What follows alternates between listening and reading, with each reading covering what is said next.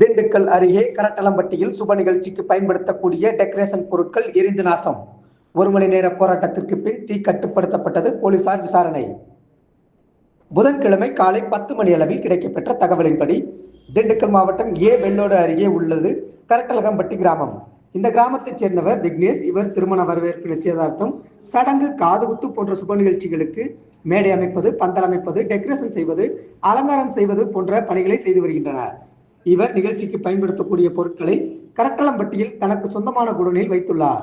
இந்த நிலையில் 5ஆம் தேதி அதிகாலை குடோனில் மின்கசிவு காரணமாக தீ விபத்து ஏற்பட்டது. தீ மளமளவென பரவி குடோனில் இருந்த அனைத்து அலங்கார பொருட்களும், இரும்பு பைப்புகள், டெக்கரேஷன் பொருட்கள் அனைத்தும் எரிய துவங்கியது. இதனை பார்த்த கடை ஊழியர்கள் தீயை அணைக்க முயன்றனர்.